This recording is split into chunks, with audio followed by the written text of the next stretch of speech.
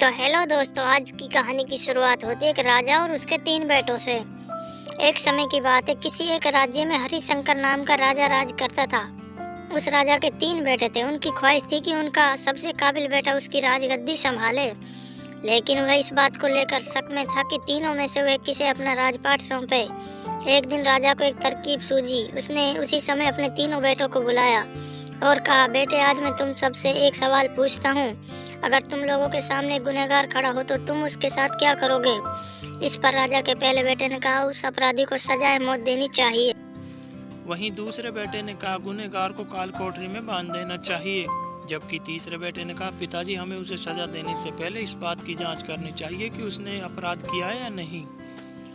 इस पर राजा के तीसरे बेटे ने सभी को एक कहानी सुनाई। एक राजा था, उसके पास एक बुद्धिमान तोता था। एक बार उस तोता ने महाराज से कहा, मुझे अपने माता और पिता के पास जाना है।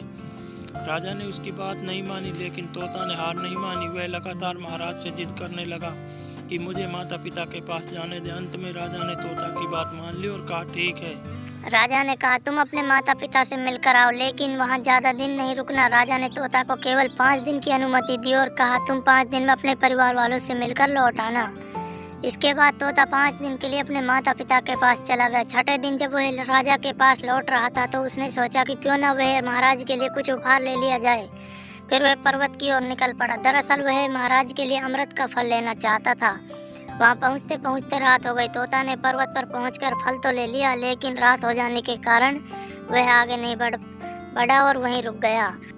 उस रात जब तोता सो रहा था, तभी एक सांप वहां आया और उसने राजा के लिए गए अमृत फल को खाने लगा। सांप ने फल को खाया, इस कारण उस फल में जहर फैल गया था। हालांकि तोते को इस बात की भनक तक नहीं थी।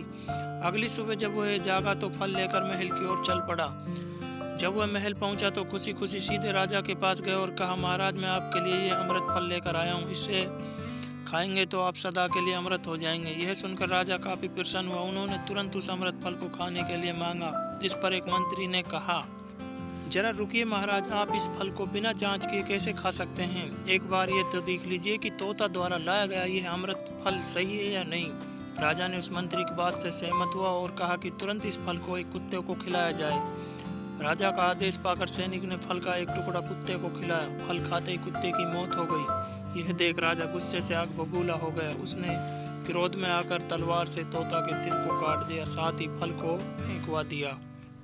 कुछ साल बाद ठीक उसी स्थान पर एक पौधा निकल आया। यह देख राजा को लगा कि यह उसी जहरीले फल का पौधा है। उसने सभी को आदेश दिया कि उस पेड़ का फल कोई नहीं खाएगा। लेकिन कुछ दिन बाद एक वृद्ध व्यक्ति उस पेड़ के नीचे आराम करने के लिए रुका। उसे भूख भी काफी जोर से लगी थी। उसने उसी पेड़ से फल तोड़ा और खाने लगा। फल खाने के बाद वह बूढ़ा व्यक्ति एकदम से जवान हो गया। राजा ने जब यह देखा तो वह आश्चर्यचकित रह गया।